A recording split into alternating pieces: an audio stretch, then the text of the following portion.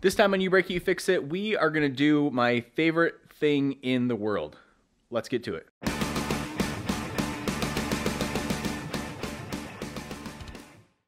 Welcome back. As always, I'm Jim Murphy. The channel's You Break It, You Fix It. Thank you for joining me. You're here learning a new skill, and skills are something that no one can take away from you. I want to prepare you for what follows. This is my longest video to date. I don't like to make long videos. I don't like to sit through long videos. But my goal with this video was to take someone that had never done a door skin before and then make them an amateur expert by the end of this. In order to do that, there's a ton of information we need to cram into the shortest space possible, which turned out to be not that short. So what I wanted to do for you is give you an expectation of what's to come. That way, if you want to skip through parts of the video, you can. You're not going to offend me at all. I would do the same. But if you are a total newbie, beginner to this, I would go through the entire video, maybe even twice. When I was in trade school, the curriculum was cookie cutter. We would do theory on something, we'd sit in a classroom, talk about how we would do it, and then we would go actually do it. And that's what I've done with this video. The first part is kind of a theory of why we're doing what we're doing, and the second part is doing it. And that's how this video ended up being so long, but I wanted to do it justice. I didn't want to make a half-ass video just for the sake of a video. So please, if you're just trying to hone your door skin skills, then obviously just jump through, just take the information you want. But if you're a beginner, I would highly recommend watching all this very carefully. That being said, let's jump right into the video. We are going to be doing my favorite repair to do on a vehicle. We are going to be replacing a door skin. Why is it my favorite thing to do? Most of it is purely shallow gratification, to be honest with you. You cut the old skin off, you put the new one on, and it just looks so nice when it's finished, and it's relatively quick in terms of bodywork. You basically get a nice brand new door when you're done, and it's just so satisfying to peen it over and see that nice crisp metal bent over. But also there's another aspect, and it comes from charging people to do bodywork. Door skins are one of the most profitable things you can do in a production body shop. They are just fast money makers, and I loved when I get a whole stream coming in because I knew I was going to have a big paycheck. And it's a skill I want to pass along to you because whether you're working on a car in your house or maybe you're just getting started doing bodywork or maybe you want to charge someone to do this, this is a great way to do really good looking bodywork really fast. This is part of an entire build series I'm doing on a 1968 Chevy C10, but I've been doing these break-off videos for certain segments in areas that I feel like they need a deep dive. And this is very much so one of those things. A door skin is not as simple as just taking the old skin off and putting the new one on. Yes, it kind of is, but there's a little bit of minutia there that we need to deep dive into, that I need to talk about and I need to show you how to do in order to get a really good finished product when you're done, and something that you're just not going to have to monkey with after you get the skin hammered on. So the first thing we need to talk about is why you would do a door skin. That is the most important question, and when I was early in my body shop career, I made a bunch of estimating mistakes, meaning I said the car needed a door skin and it actually needed an entire door shell because it was just so hammered, and vice versa. So I just want to take a minute and talk about why I'm replacing this exact door skin and a couple scenarios you might run into as to why you would or would not want to do it. So on this door specifically, it looks pretty nice on the outside, right? Wrong. There's a ton of Bondo in this thing. It is heavier than hell. I already did the door skin for the other door in another part of this build series, and I swear this thing's like 20 pounds heavier with all that Bondo in there. It is freaking heavy. I can see a huge rust hole starting right here. It probably is a rust hole that someone just packed Bondo over. That's kind of been the song and dance of this entire build. Could we scrape all this garbage out, repair this shell, do some really intricate metal work? Absolutely, we could do that. Does it make sense in terms of my cost per labor hour versus the cost of the part and the time to put it on? Absolutely not. A new door skin for this truck is $100, which is nothing when it comes to parts on a vehicle, as you probably know if you have a project vehicle. And it only takes me a few hours to do a door skin. So it was a no-brainer, new door skin, and then we don't have a ton of body work on this door when we're all said and done, which is always a plus. Again, going back to the other video I did in the C10 build series, we cut out and replaced the lower part of the shell and the skin on the other door. And a big motivation on an older vehicle to do that is to keep as much of the factory sheet metal as possible. Nothing is going to fit as good as the factory sheet metal. It's a little bit different on newer vehicles. Some of the stamping on the aftermarket stuff, and even honestly, like popular makes and models like the C10 or like a 69 Camaro, they make some pretty good stamping for that now, but still the best thing is always going to be the factory sheet metal. So could we have just bought new shells for this truck? Yes, absolutely. Would they be as good as these? No, not a chance. In a scenario like this where you have a really cheap shell that's only $100, I would even recommend it if you have some heavy body damage, like dents, dings, stuff that's just not going to straighten out that well, that you're going to end up doing body filler or Bondo from head to toe and side to side on the door. Definitely a new skin would be a great option for that. And another reason on a restoration like this, why I like to get that skin off and see inside the shell, is to see the condition and the health of the shell. It was really nice on the other door to be able to get that thing gutted open and grind it, spray some rust converter in there and some other really great chemicals that we can see with our eyes. Instead, here, if we left the shell on, we would be working very blindly and just wouldn't be able to do as good of a job. And again, we get to keep our factory shell. I apologize for all the talking in the beginning of this, but it's very important to break down this thinking as to why we do things. And I talk about that a lot in my videos. The why I do stuff is more important than how I do stuff. It gives you the tools to think through your own situation. Maybe you're not working on a 68 C10. Maybe you're working on a 2014 Hyundai Sonata. A lot of these principles apply no matter the vehicle, as long as you understand the thinking breakdown. What's next? So one pitfall that I fell into a lot in my early days that it's important to talk about is I would bid for a door skin because, like I said, they're really good money makers. I would get the skin cut off and realize there was some pretty bad internal structural damage in the door shell. That's not necessarily a bad thing.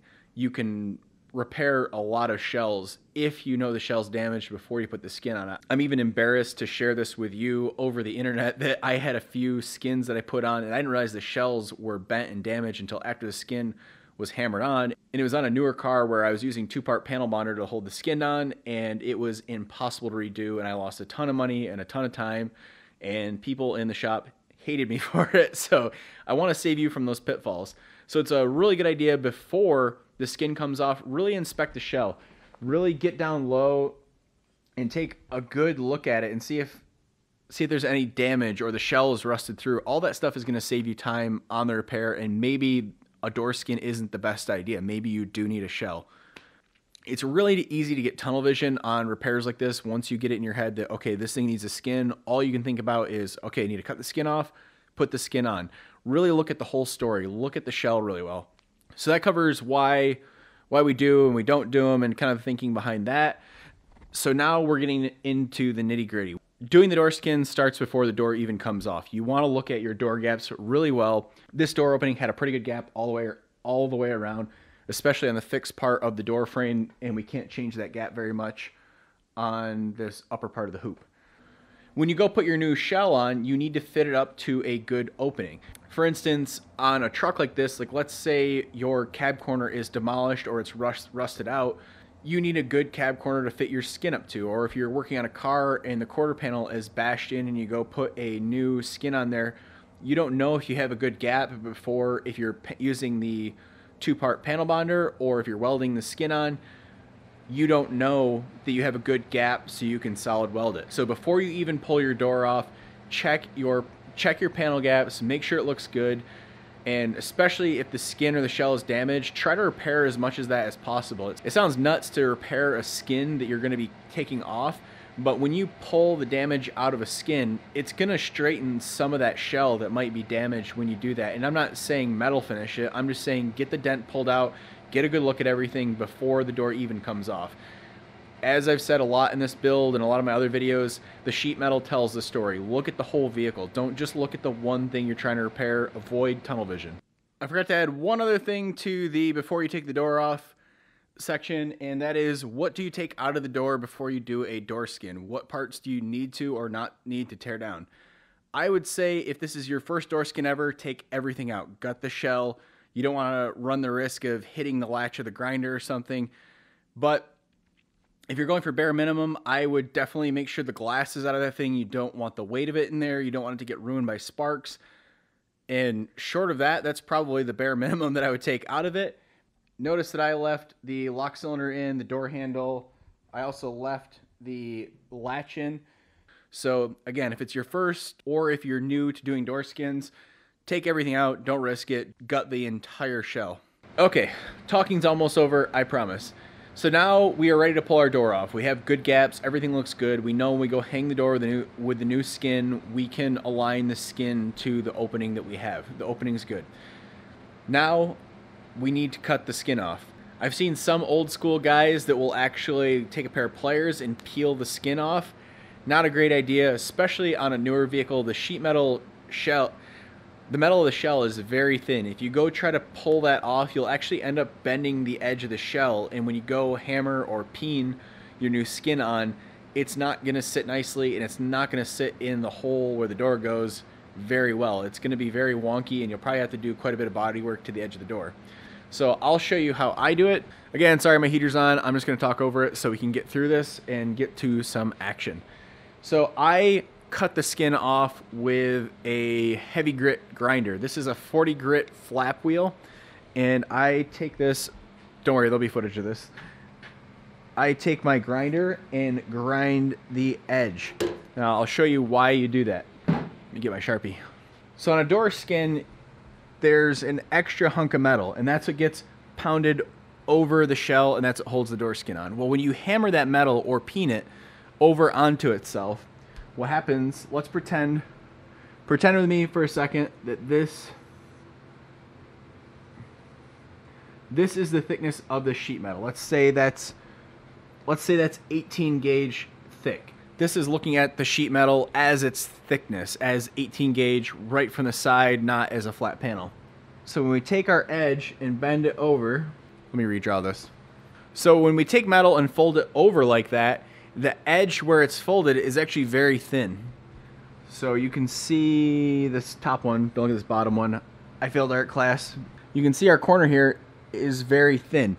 The thickness of the metal goes to probably less than half of the thickness it used to be.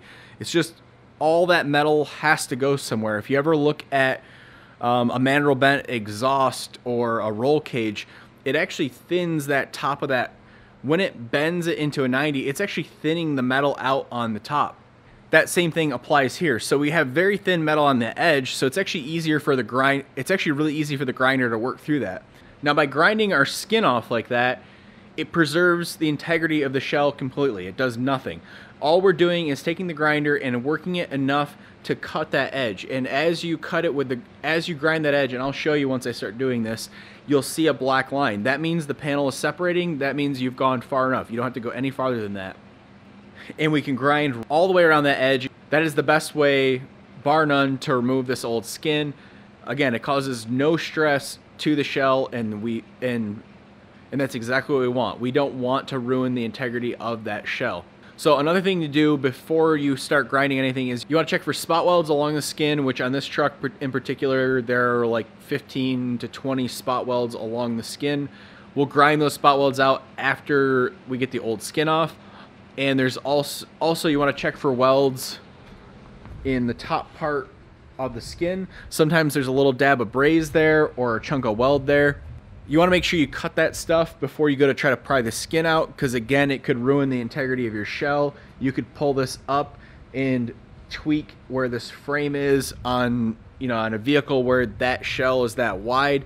You have a lot more leverage with the skin to actually bend that and dent it, and then you're again doing more body work that you don't have to. So I've done a ton of talking at you. Thank you for hanging on. We are going to start grinding this shell, and I'll stop in the middle and show you that little black line I was talking about as you're grinding, so you know what that looks like, so you don't grind too deep into the shell. I'm going to get you locked off, get suited up in my safety gear, and we will start grinding.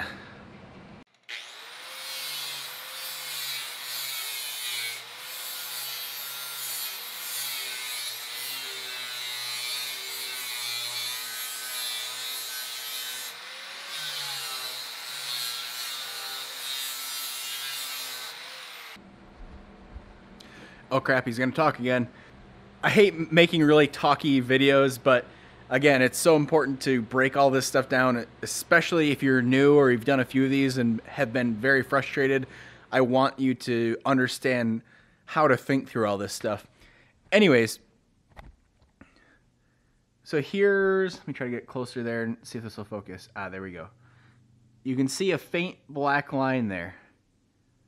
That means our grinder has cut just through the surface of where that metal's peened over, and that's as far as you want to go.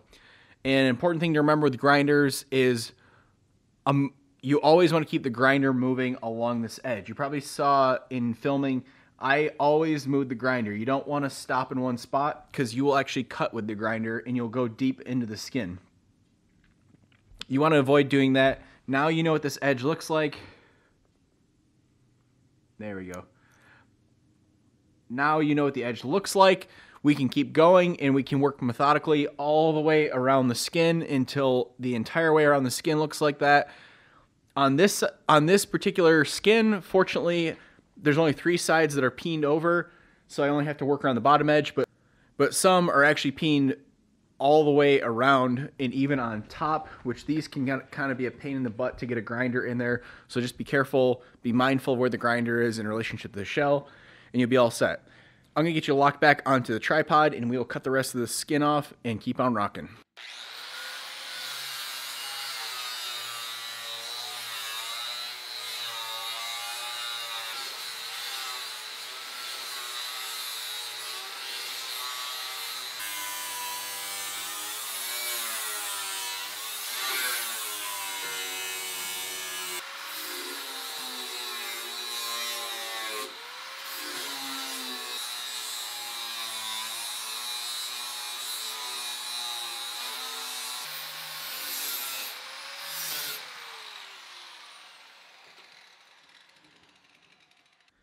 Okay, our skin is completely ground all the way around. What do we do? That depends. On most newer cars, they use a panel bond epoxy. They use a 2-part panel bond adhesive to hold the skin on. So now we need to take a sharp chisel or a seam splitting tool and go all the way around the skin. Now, also on an older door, like I said, this has spot welds every so often, and sometimes those spot welds can penetrate deep and go through the face of the skin. So now we have to be very careful and basically do the same thing with a seam busting tool, or I like to use a sharpened putty knife because they're super cheap and they're really thin. And we are going to work our way around this skin and make sure it's completely cut loose before we go yanking on anything. And again, if you're working on a newer vehicle, you need to do the same thing. So let's grab a putty knife and I'll show you what I mean by cutting around the entire door. You're probably going to laugh at me, but this is my seam busting tool of well over 10 years now. This is just a super cheap putty knife from a big box store that used to be like those 5-in-1 tools that has slowly cut its way down, and I keep sharpening it. This is actually really hard metal and it's super thin. If you buy one of those seam busting tools from like an auto body supply place, they're just like a basically big long piece of flat steel. They're pretty thick, which is nice to split the seam, but they can be really hard to get in places, and this thing has always bailed me out. I can't believe I still have this. So what we're going to be doing is we are going to be cramming this between the skin and the shell. And this one's actually coming off pretty easy. You can see as I'm prying this up, it's already releasing very well. But I'm going to take this and pound on it with a hammer all the way around the shell and make sure everything's released, because on certain doors, yanking and pulling on the skin will not be a good thing. You can actually bend structural stuff inside the door. You can see how gentle and meticulous I'm being with this stuff because I'm always setting myself up for the next step. It's common in metalworking and bodywork. It just seems like we're banging and hitting stuff with sticks and rocks, but in reality, they're well-placed hammer swings, and it's well thought out stuff that we're doing just to set yourself up for the next thing. I'm always trying to make the next step easier, and this is no different. I'm gonna get you locked off back in the tripod. We will get the seam buster worked all the way around this door, pull this off, and get a good look at the inside of the shell.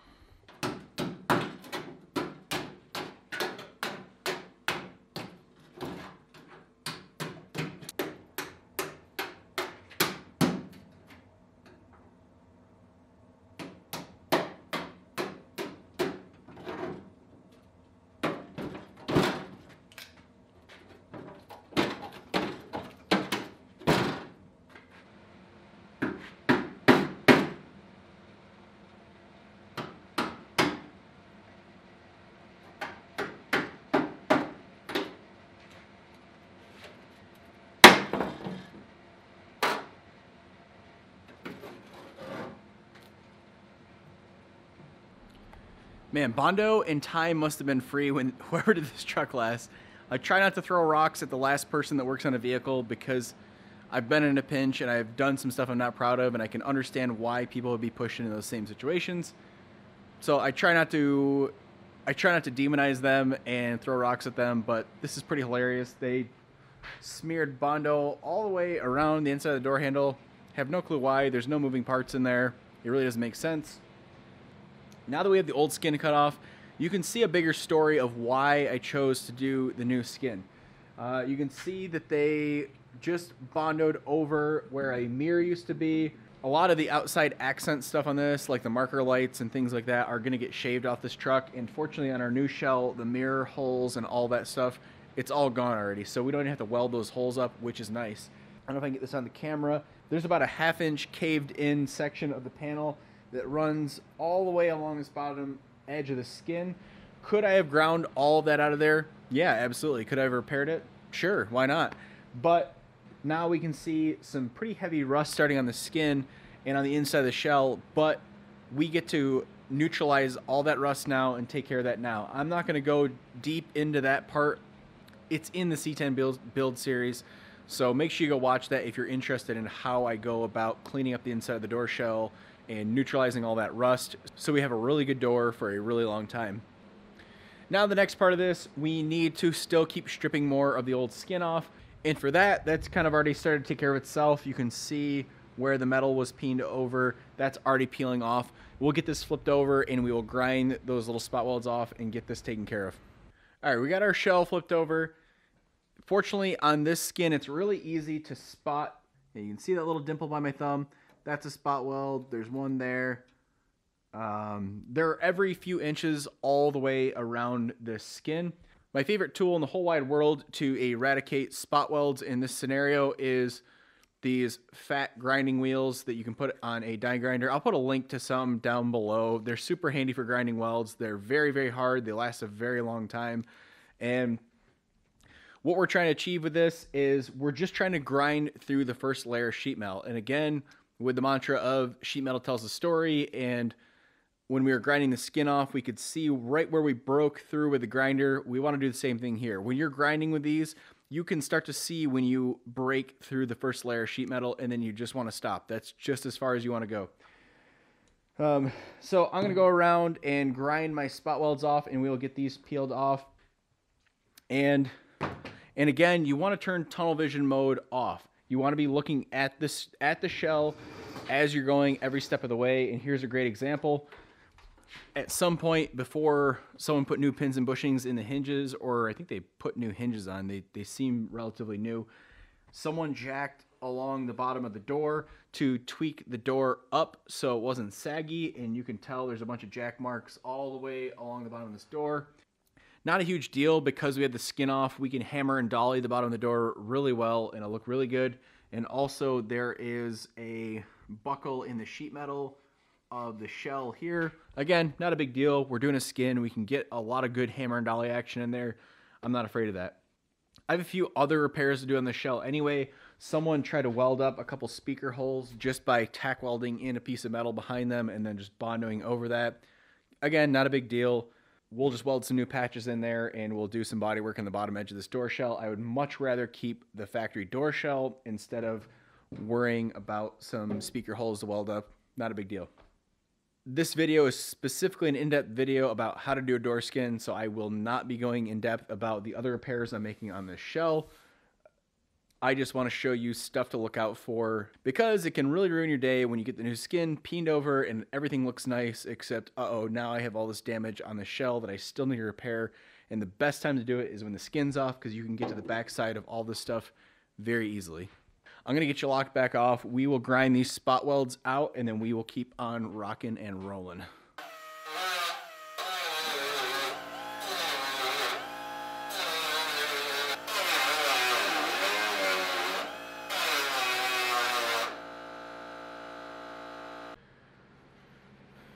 Okie dokie pokey, I got all the spot welds cut around the outside of the shell and pulled the old little pieces of skin off. So I'm going to keep on rocking. I am going to get this edge completely cleaned up. We're going to get the rust cleaned off this thing. It's actually burning right off this shell and going right down to nice clean metal, which I'm very happy about. And I'm going to do my door shell repairs, and we'll get right back into the skin. We are deep into the good fight of getting this shell ready to have the door skin put on. I have cleaned up the outside edge of the shell really nicely to a point where I am ready to spray some zinc-based weld-through primer on here. Depending on the vehicle you're doing the door skin on, it may be panel bonded, or it might use a 2-part glue to hold the skin on, which in course you want to follow the directions for that glue, and it will likely tell you you want some roughed up, you want some clean bare metal with grinding scratches in it, and you want it to be completely clean of oils. So you don't want to be putting weld-through primer on a shell that you're going to be doing panel bonder on. Follow the directions of the chemicals you're using. In our case, specifically, the shell that we're going to be putting... The shell. There I go again with that. In our case, specifically, the skin we're putting on is going to be welded on. So we are going to have a bunch of series of plug welds along here that are going to be welded to the back side. And I like to try to make as much of a corrosion barrier as possible. That's where weld-through primer comes in. So we've got our zinc-based primer on there. That's good to go. I'm really close to being finished with this shell and ready to get the skin on, which is good for you because we are just about to get to my favorite part.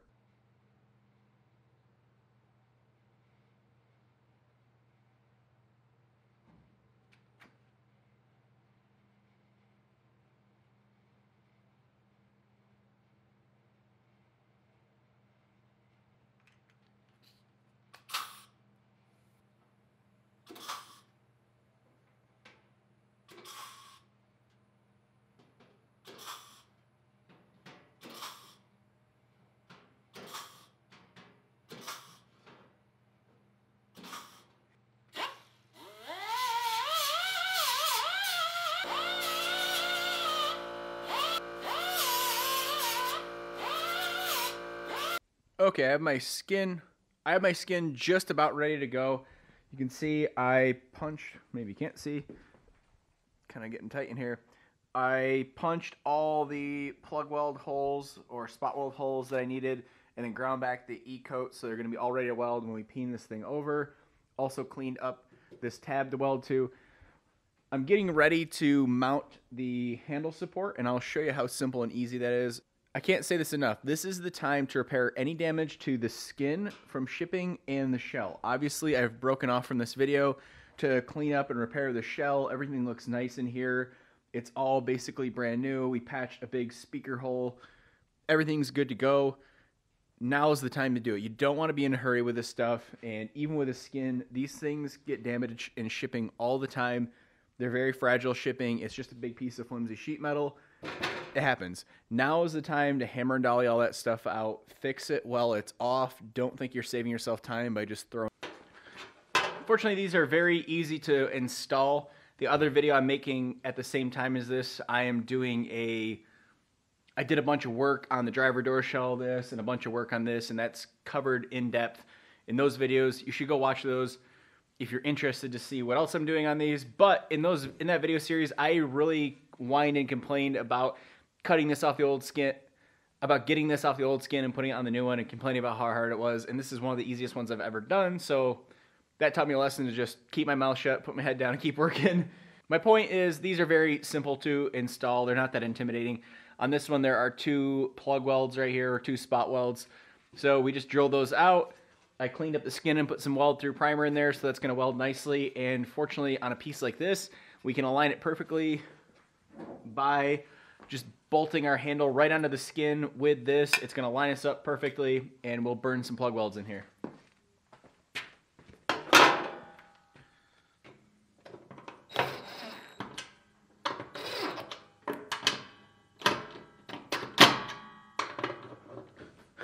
All right, now that we got that in place, the tail end of this is sticking up, so I'm going to clamp that, but I'll show you a trick with a clamp if you're clamping on nice new sheet metal that you don't want to destroy.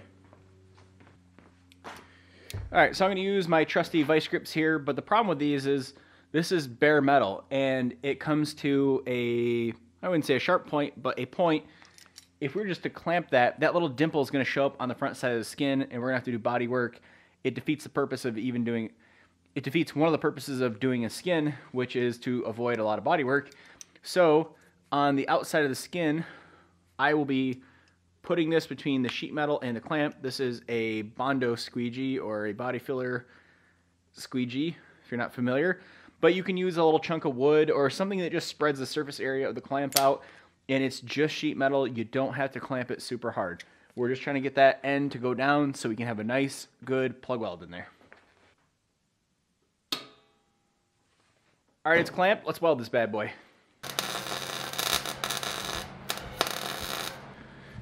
All right, I'm gonna try to talk over my heater. That thing's good to go. I'm gonna pull the handle back out. We'll spray some etch primer over that. That way it has a good corrosion protection on it, and then we will fit the skin up to the shell.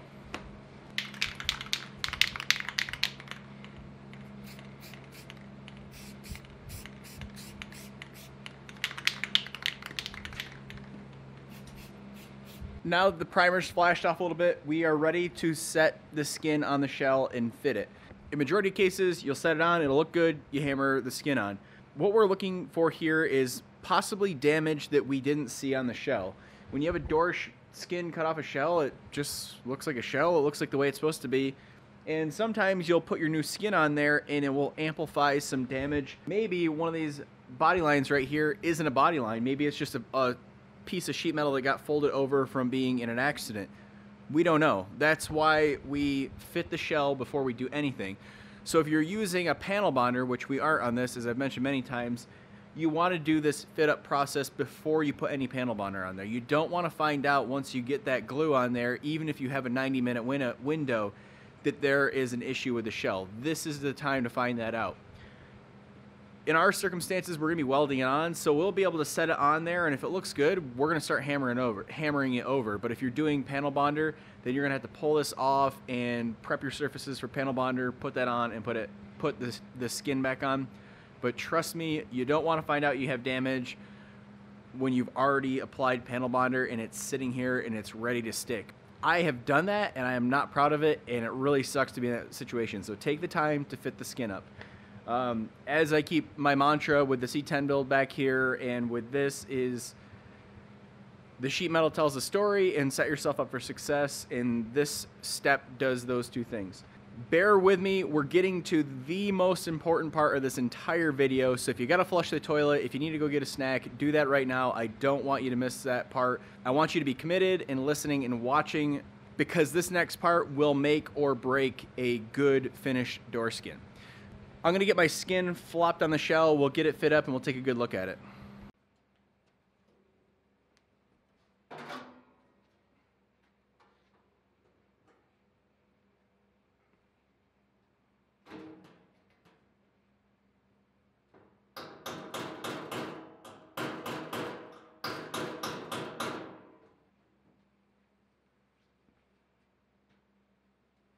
Okay.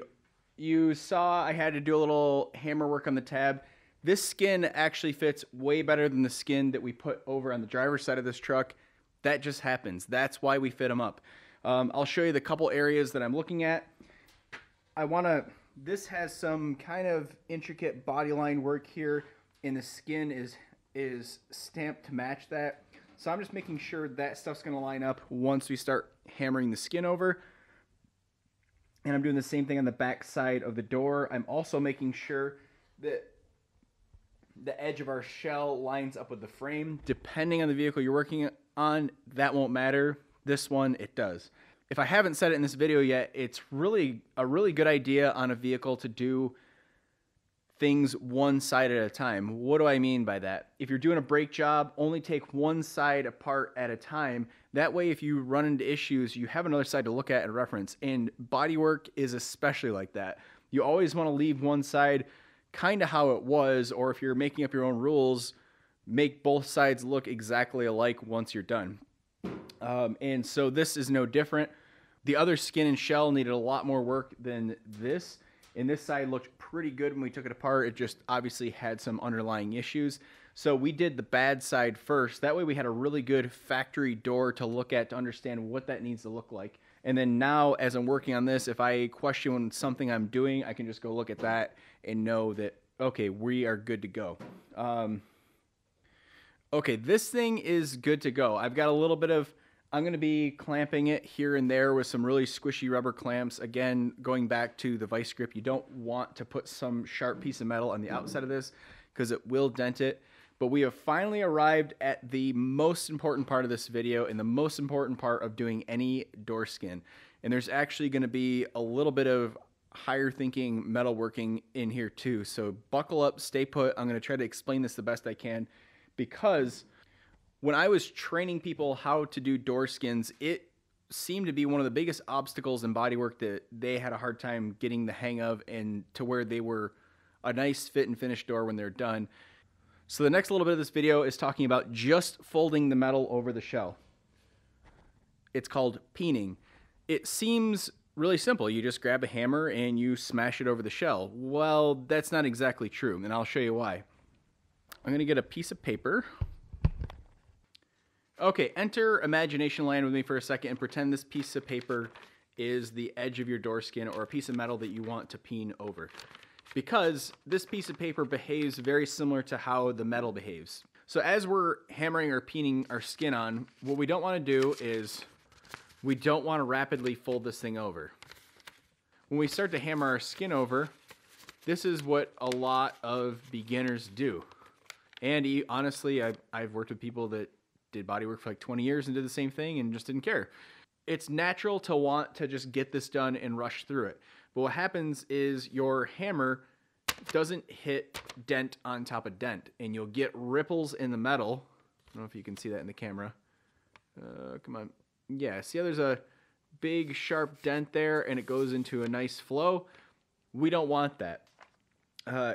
Because everything you do with a hammer and dolly on that edge is going to show up on the front side of the skin. And in some cases, you'll end up doing bodywork around the whole skin. When I first started doing door skins on newer cars, it was really hard for me to get a really good quality door skin when I was done, where the skin was hammered and peened nicely and it looked good on the outside. I was just going way too fast. The metal was too thin to do that. I'm back to working on older vehicles like this. I still apply those same principles and I get an even nicer door skin on this heavier metal. So you have a picture in your head. The metal, we're going to fold the metal over the skin. Well, we don't want to hammer radically, so what do we need to do? And that's exactly what I'll show you on the skin right now. I need to show you some of the tools I'm going to be using and understand why I use them. So when it comes to doing a door skin, yes, I have a ton of tools out here. What do you actually need just to get started? You need a body hammer and a dolly. That's it. I have done probably in the hundreds of door skins with just those two tools. There's something you can do with a metal dolly to make it nicer on the door skin that once we start talking about the technique and I start working you through that, we'll talk about that. What you'll be seeing me use mostly in this video is a door skin specific hammer. Notice how the head is curved. I'll explain why in a minute. So I'll be mostly using this. I'll have to remember to link this stuff down below. If I don't, please hit me up in the comments down below and remind me. And I'll also be using a rubber coated dolly. So you're probably thinking, rubber coated dolly, why is that? Let's get into the weeds here on the technique sensitive side of this. Okay, this is that really important part of the video. We need to get into the hows and whys of moving or hammering sheet metal. What constitutes a bad door skin? What does one look like? Well, when you look down the edge of your skin, if it's a bad one, it's going to have a lot of little dents and ripples along that edge. But there's a lot we can do to avoid that. When you look down your door skin when it's all finished, you'll see little dents and ripples and maybe even big crater looking things right along the edge where you hammered. And why is that? Well, this piece of paper works very much so like this piece of metal. When we fold it over, if we start folding it over too quickly and just start hammering wherever we want, well, we get a wonky edge. You can see it's sharp in some spots. Maybe it's not focusing. You can see it's sharp in some spots. It's rounded in others. And what we really want to do is we don't want to go too quickly. We're not trying to go slow. We want to hammer and remember the statement, dent on top of dent. So we want to smush the metal or dent it or peen it, and we want to cover about half of that and about half of that and half. And we want to be stacking this. Almost picture like welding, like they call it stacking dimes. You're doing the same thing with the hammer. You're overlapping your hammer strokes probably a half a hammerhead width. So as you're working down the metal, you're hitting here, and then you're only skipping over a half a width of the hammer, bang, half a width, bang, half a width, bang. It can take quite a while to get the finesse part of this down. You'll see when I'm swinging the hammer, I'm more bouncing it, and especially when you're doing entire door skin, you want to preserve the small muscles in your forearm because it will get tired. So just from over a decade of doing body work, I'm just used to bouncing a body hammer. It doesn't take a lot of effort to move sheet metal, and it functions best when you only move it a little bit at a time. You want to slowly, dent on top of dent, hammer this metal over. We're going to be mostly working from the top of the skin down to the bottom. We want to lock that top edge in first and slowly work towards the bottom. Now we're not going to try to accomplish this nice tight skin on the first pass. We are going to slowly work that edge over. So I'm going to run out of folding room. So as we start hammering this over, we're going to just we're going to dent on top of dent. We are going to bite our way down this edge, just little nibbles down, and then we're going to come back through and tighten it up some. And then we're going to work the next section and start to peen that over and start to bend that over. And then we're going to come back here and we are going to tighten this right up. And what that does is it gives us nice uniformity in our hammer strokes, and it prevents those ripples. Now, another thing that causes those ripples, you get these a lot if you're not careful on thinner gauge sheet metal on newer cars, and that is Dolly Bounce. As you're striking the metal on the front side of this, when your hammer hits the metal, it makes your hand want to come down and bounce and hit the metal. And it gets one of those, what are those things called? The cradle? Someone tell me what those are. Those swinging balls and a thing. And anyways, so as we're striking, we're hitting the dolly, and that's forcing it down. And then we get this motion. And that's also what causes the ripples. And that's why I like using these rubber-coated dollies, because it gives a little bit of a buffer with the hammer, and it doesn't make it bounce as much. But if you say, Jim, I don't have a rubber dolly and I don't want to get one, you can take a regular dolly, whether it's a toe dolly or a heel dolly like this, and you can just wrap it in a thin rag. Like if you have an old t-shirt, just put that around this. And I used that for years before I decided to buy the rubber dolly setup, and it worked great. I minimize my dents and ripples on the outside of the skin, so it's just a cheater way you can get around just using this metal dolly. So we've talked about the tools and the kind of the how and the why. It's time to just jump right into this thing. I'm going to pull the camera down closer, and you can see how I'm working the hammer and how I'm bouncing it. And this is really what makes or breaks a good finished door skin, is this part right here. We've done all this prep work up to this point. We figured out why we need a door skin, when to use them. I've done a lot of talking at you, but this is the climax of this entire video. The important thing to watch is right here, because this is what makes the door skin look nice, and that's exactly why we do them. We want that nice, finished, clean door skin when we're done, and this is how you get it. As I'm going, I want to maintain nice upward pressure. We want to make sure that this skin has a nice crisp edge when it folds over. And if you get done and you notice this edge is kind of round, it's probably because you didn't maintain that upward pressure, so it wanted to just kind of use the edge of the shell as an anvil, and it made the edge round. All right, I'm about to fire my first few swings of the hammer. Just watch how I bounce the hammer off the metal. I'm gently swinging it and just letting it work on the metal with the weight of the hammer. You don't want to swing it hard like a framing hammer. You want it to be bouncing, and we're going to slowly, methodically work down this door edge, and we'll be peening a little bit over, working that metal over. We're going to peen a little bit. We're going to come back and peen it over sharper, go down a little farther, and just slowly work that down. Almost like folding a piece of paper, how you pinch it from one side to the other. We want to just slowly work this down this edge. And remember, dent on top of dent.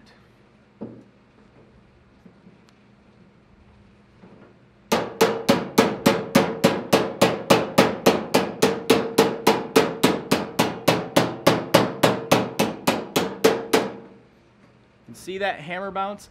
I'm basically gripping it between these two fingers and just bouncing it like that off the palm of my hand. That's going to preserve your forearm for this whole thing, and it's really going to force you to massage that metal over that edge. As it starts to fold over, you want to stay on the bottom edge of your metal. You want to stay towards the bottom edge of the metal where it starts to fold over. You don't want to stay high on it because you'll also get that rounded peen, and we're looking for a nice crisp flat layover.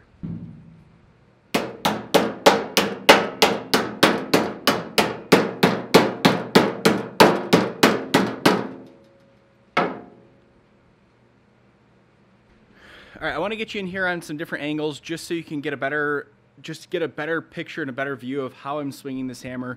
And as I say in all my videos, these core principles that I frequently share with you apply to a lot of different things. This isn't just how to do a door skin. This is also how to begin working metal and understanding how metal moves and how it best likes to be moved.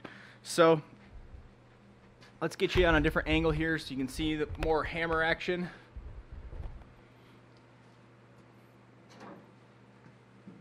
Again, maintaining upward pressure. Dent on top of dent.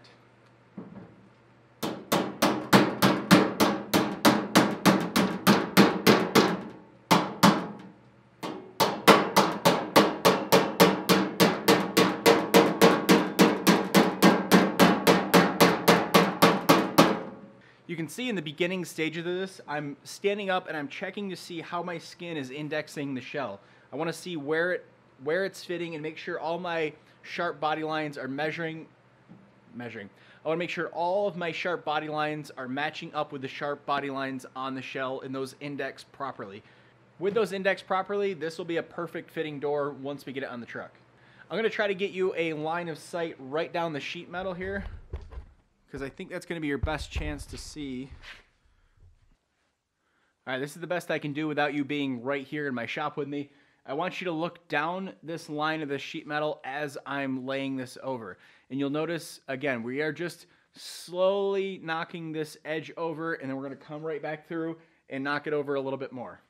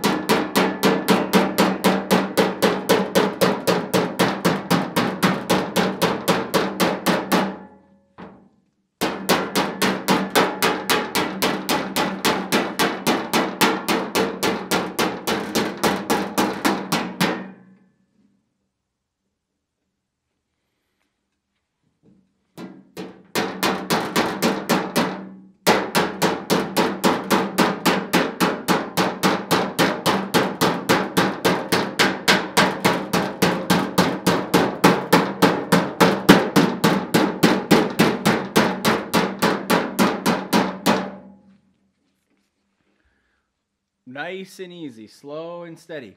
So once you get to like an advanced level of doing a door skin, maybe you've done a few by now and you're just watching this to brush up some skills. Door skin hammers are nice. You can get into a lot of nooks and crannies with them. They carry pretty good weight in the head and they're nice and balanced. But I don't like to finish. I like to use a regular body hammer because it has a much flatter head than. Let me turn this. Yeah, you can see this kind of looks like a hammerhead shark. It has a rounded head on it, and that's nice for folding this metal over. But when we want to get a nice flat, crisp bend, we want to be using this hammer. So you'll be seeing me incorporate this every once in a while, and I'm just trying to get this to lay a little bit flatter so we have less rippling on the outside edge.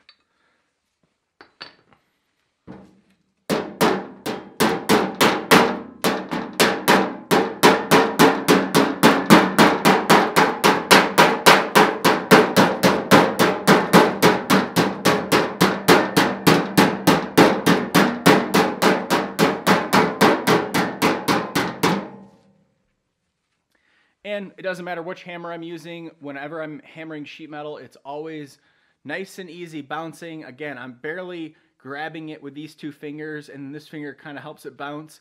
But that's all I'm holding onto this with. If you're using a big framing hammer, hammering nails in, you have a pretty decent grip. The hammer still moves, but you have a lot more force on it. This, we're just trying to bounce the head of the hammer. We're letting the hammer do all the work.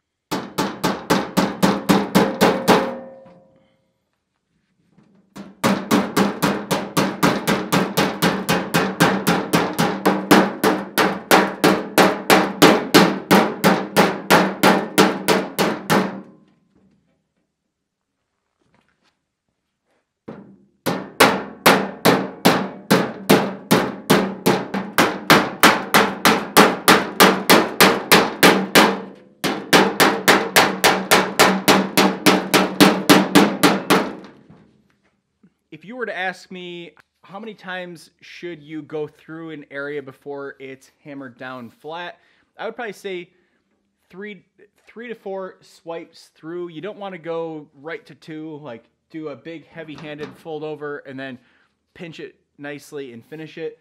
Even right now, this isn't very finished. I want to work this whole edge more and start hammering down that other side, because as you're going, it's easy to make corrections to the skin in relation to the shell if you need to move it, if it's not hammered down very tightly. So I like to get it really close all the way around, and then just make sure everything is sitting nicely with the skin, and then give it one last just sharp peen over. I'm going to put my hearing protection on. This is super loud, especially all the noise is amplifying out of the shell, and I don't really need to do much more talking to you. We're going to keep working the shell all the way around like this. This has been the most important segment of this video, is just this detailed explanation. If I lost you at all, please hit me up down in the comments. I love to talk about this stuff. Door skins are my absolute favorite thing to do, and probably my favorite thing to teach people how to do, because they are so visually gratifying when you are done, and they're relatively simple. So I am going to back you up a little bit, put my hearing protection on, and we will keep hammering this thing around. And as I think of talking points, I'll stop and walk you through this.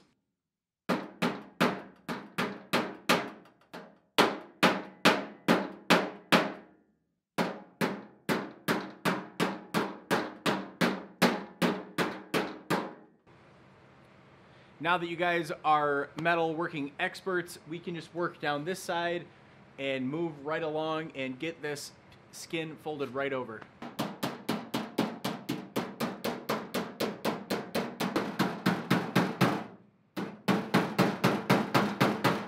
Some of these little nooks and crannies are really hard to get into to get ample back pressure and get the sharp chisel of a hammer to fold all that over.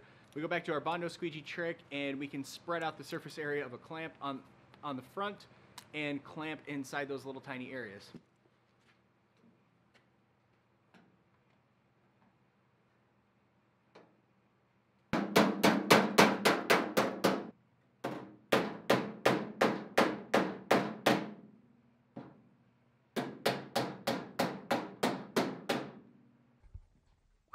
We are 2/3 of the way there. I am sweating like a dog, and my forearm is starting to get tired. Everything is lining up nicely. It's nice to see. Once you have experience doing a few of these, you can really see everything just melt into place as you're hammering. It's super satisfying. I love it. We have this bottom edge. Everything looks good along that. We still have good height. We still have good height on our skin. Now, an interesting point on that, this side was up a little high right here, and as we hammered everything down, it just drew that top edge of that door down a little bit to line up with these body lines. Everything is looking bueno.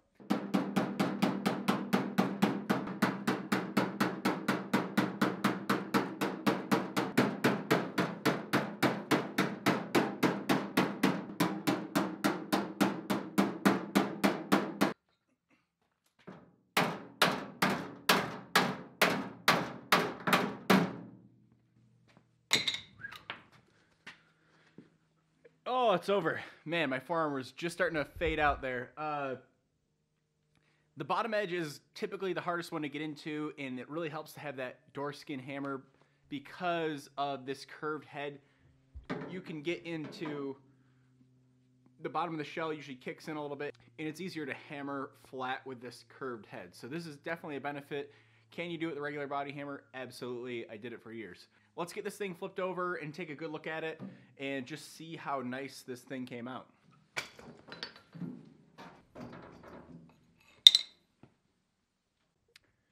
Okay, there's this big, beautiful beast right here. It looks pretty good. There's a little bit of rippling. Sometimes it's just unavoidable. Right in here, I don't know if you can see in the camera. I'm trying to get some light on there. Yeah, it's rippled a little bit along this edge. Nothing that some 80 grit on a DA sander can't knock out. Now, this is the point in the door skin where you would fit it up to the vehicle. The skin's not welded. We want to check the fit before we finish weld. And if you're doing panel bonder, it's even more crucial to do it right now, immediately before that stuff hardens, to make sure it fits in the hole it's supposed to go in. Caveat to that in this video, I have the rocker and cab corner cut off this cab. The front end isn't fit up at all, so let's pretend we're fitting this up. What are we really looking for? All we want to make sure is that our body lines match up the way they're supposed to. It has a nice even gap all the way around, and we want to make sure, obviously, the door fits in and out, which you should have done that before you even took the door off. And you just generally want to take a good step back and look at it, make sure all the gaps are even, and it looks exactly the way it's supposed to. The two things I wanted you to get from this video are the benefits of doing a door skin and how the metal behaves being folded over the shell. Knowing what that metal's doing and why is going to make your end product so much better than everyone else's that are out there just clunking the hammer against the metal. Now you understand a little bit more about metalworking, and you can actually apply it to other projects too.